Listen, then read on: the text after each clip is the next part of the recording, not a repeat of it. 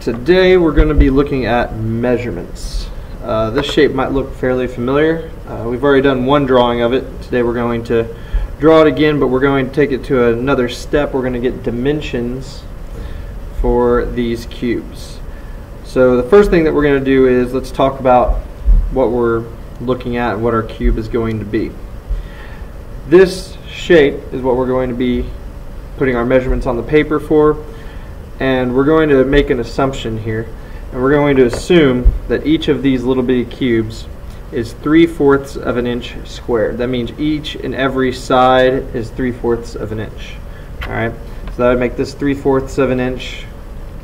If we add another one, that'd be 3/4 here, and then 1.5 this way, 1.5 tall. If we added one more cube, we'd be looking at something that was 3/4 of an inch wide and 2 1/4 of an inch tall. Alright, one way to look at it would be this right here. We'll use a little isographic chart to show our height of each one. So this one would be 3/4, this one would be 1 1/2 tall, and this one would be 2 1/4 tall. Alright, so that's something we want to be thinking about the entire time we're drawing this. But first off, we need to have something to put dimensions on. So we're going to take this drawing right here, or this sheet, and we're going to draw our orthographic of this shape. We won't need our isographic for this shape today because we don't put dimensions on an isographic. So let's look at this. We're going to use this as our front. This will be our top. And this will be our right side. Alright, so we're going to place it here. First thing we're going to do is we're going to start with our front view. Alright, we're going to knock this out a little bit quicker because all of us should be experienced at drawing an orthographic at this point. So I'm going to start on this corner, work my way up, over, and around, and get my shape drawn fairly quickly. I highly recommend that everybody draw along because you will need someplace to put your dimensions. Please don't use a pen. I'm using a pen so you can see what is happening a little bit more clearly. Anytime you're drawing on this type of drawing, it's highly recommended to use a pencil because later on you're going to have to go back and fix a mistake or clean something up, and can't do that with a pen. And whiteout does not work well on graph paper.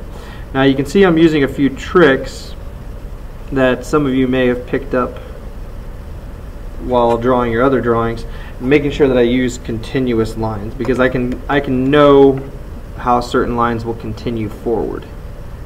It helps us knock something out a little bit quicker. So we're looking at this. This is a front view. Everything looks good. Let's go to our top view. I always like to continue a line on if I can. It makes life easier. It makes the drawing look more crisp and clear as well. You'll also note that I'm always using a ruler. A lot of people try to get away without using a ruler, and what they end up doing is making a mess. It doesn't look good, it doesn't work well, and your drawing just will never ever represent what you're trying to draw correctly. You'll be looking at, squiggly lines and things like that. It'll be hard to tell what matches what. So it's always just best to use a ruler. Alright, you can see I've knocked out my top drawing now. Go back and check it. Looks good. Got a little spot here to clean up, kind of get that nice. There we go. Looks nice. Everything's acceptable, and it matches what it's supposed to. Lastly, we're going to go over to this side and do our right side. So I always take my shape and I put it back in the bottom left corner, and I always put it on the front view before I move it to show the view that I'm looking at. So I'm going to look at the right side. That's this side. Put it over there. Keep it where I can kind of see it, and knock that out too. Another thing that you can note is that I'm equidistant from each side. I've came in 3 by 3 on each side. That is super critical when we're doing dimensions because these drawings have to line up. They have to be on the same plane. Each edge has to match other corresponding edges of the drawings. If they don't, your dimensions won't work out right, they won't look correct, and you'll have a huge problem with getting anything to line up correctly. Alright, so knocked out this side as well.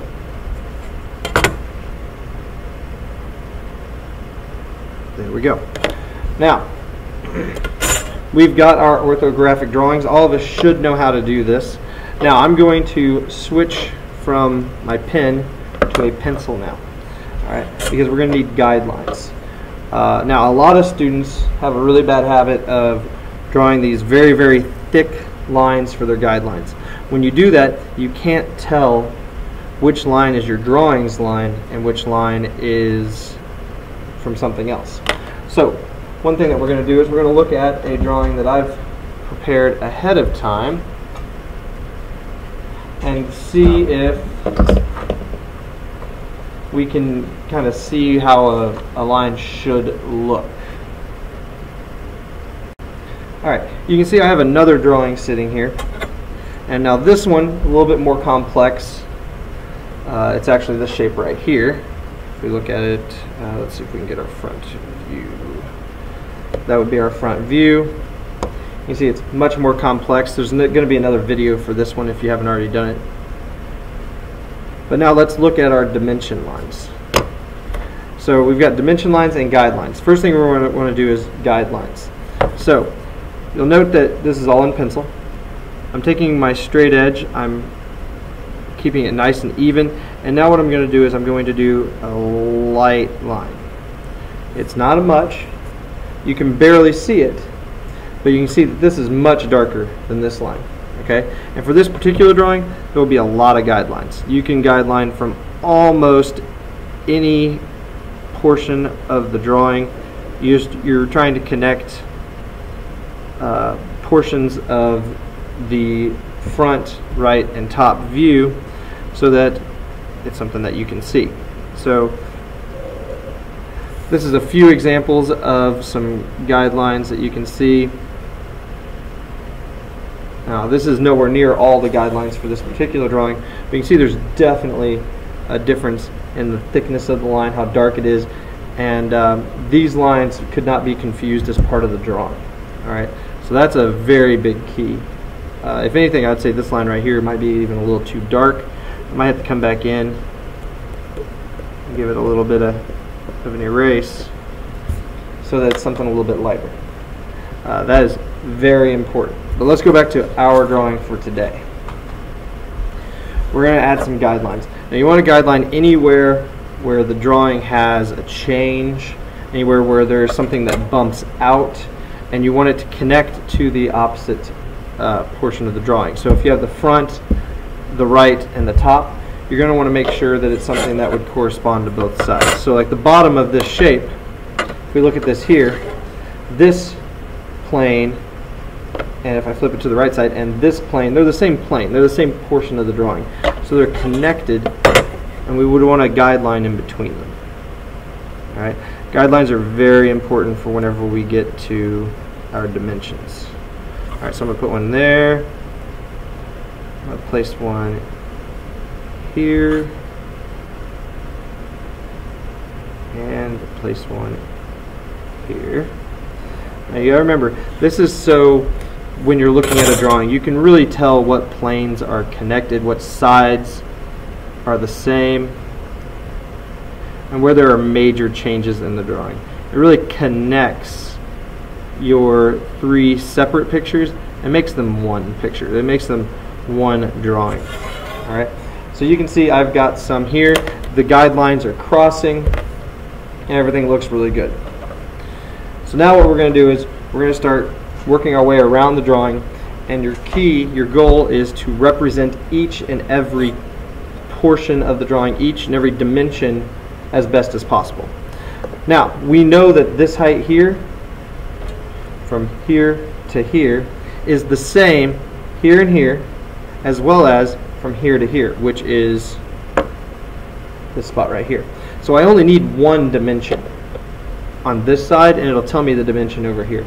And that's the real key whenever you're looking at these drawings, is to do as few dimension lines as possible while still giving all of the information. The other thing that you can remember is that dimensions are additive. So if I have two dimensions, I can add them together. If that will tell me what the dimension of another spot is, I don't need one to cover the whole distance. So let's start right here. I always like to put my dimensions on my front picture first. It just helps me think. And the first thing I'm going to do is I'm going to cover from here to here. Now we know from our little guide that that's going to be 3/4 of an inch. So I'm going to make a darker line, but it's not going to touch my drawing. There is some space. You see that little bit of white space right there between. You never want your dimension lines to touch your drawing. You just want them to be close to it. Okay, that's the first one. Now, me personally, I always like to keep my dimension lines together, and you can see here and here, I've got this line. I want to cover all of my height. So what I'm going to do is I'm going to come over here, I'm going to connect from here and go all the way till I'm equal with this portion right here. That way I can have nice straight dimension lines that all work together fairly well. And we'll see a little bit more of that in just a second. So let's start with this one. I need to leave myself some space. So what I recommend doing is, first thing you do is write in your height and then draw your lines that I'll show you in just a second. So I'm going to come over here, I'm going to write 3/4. It's always fractional whenever you're doing inches, if it's a theoretical inch. Now when we get to calipers, that'll be a little bit different. Okay, so that's 3/4 of an inch. And then from here to here, we know that that's 2 blocks, so it's going to be 1 1/2 inch. So I'm going to come in here, I'm going to find the middle, which is right there. I'm going to write 1 1/2. Now, the reason I've done this is so I can take my ruler and make this look nice. Alright, so I'm going to come from here, I'm going to draw a line to here. I don't want to get inside my numbers. I'm going to draw a line from here to here, still not touching my numbers, and from here to here. Okay, we're almost done with our first set of lines. Now we're going to add small arrows pointing to each dimension line and here. So what we've seen is this is 3/4 of an inch, this is 1 1/2 inch. That also means that over here, this is 3/4 of an inch from here to here, and this is 1 1/2 inch. Okay, that's easy enough. Let's look at this top portion of the drawing. Now this drawing is pretty nice. It's pretty easy shape, and we're not going to have a lot of dimension lines because a lot of it's going to be understood over on the other side. So we're going to go from here to here, and then from here to here. So we're going to draw our edges of our dimension lines. Here to here, here to here. Try to keep them uniform. It is very, very difficult to keep them perfectly uniform, but you want to do as best you can. Now, I usually like to try to avoid something like this. See this? It doesn't look great, it doesn't help our drawing any. So let's change this up. Let's erase that out. I'm not going to put one there. I don't like to cross my dimension lines when I can help it. And I have an opportunity up here to not have to cross all the way over. So we're going to erase this one as well. Because sometimes whenever you're looking at something, you'll find a mistake that you'll make or something small that can be changed, and that's why we use a pencil. Alright, so let's go over here. Let's add this dimension line to the top instead of down to here. So we're going to add a line here, a line there. See, note it's still not touching the drawing. There's definitely space there. And a line from here down. I want to make sure they're nice and even. Always keep your lines as even as possible. And we know that each of these blocks is going to be 3/4 of an inch. So 3/4, 3/4.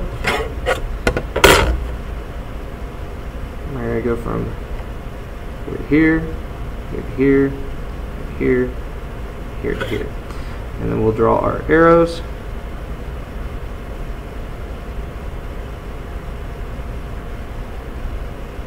Now, we're getting closer to being done. Alright, so let's look at what we do know. We know this height from here to here and from here to here. And now that covers all of these sides. Okay, so we've got all that. Now let's look at this. We're looking at the top. I've got from here to here, that works out. I got from here to here, also works out. But I don't know this height from here to here. Okay? Now, this is going to be a spot where I'm going to have to cross a dimension line. There's really no way around it. I can't represent the height this way very well. So I definitely want to cover this distance right here. Okay? So let's look at this. We have to cover this side. We don't know this dimension. Nowhere in here is this covered. Okay? Because we definitely know the height of all sides, thankfully, for this shape. But we do not know this side. This is the last remaining side that we do not know the information for. And we really can't represent it over here correctly. It would be problematic. So we're going to go over up here. And this time we are going to cross our dimension line, even though it's not preferable. Sometimes it has to be done. The main goal is to try to convey your information in as clear and concise of a way as possible. One method we could do is represent this distance over here, but that's not super concise, it's not super clear. And if you were looking at the drawings, you'd have to do some mental geometry to try to get that to work out, and that's not what we're looking for. So from here to here is 3/4 of an inch.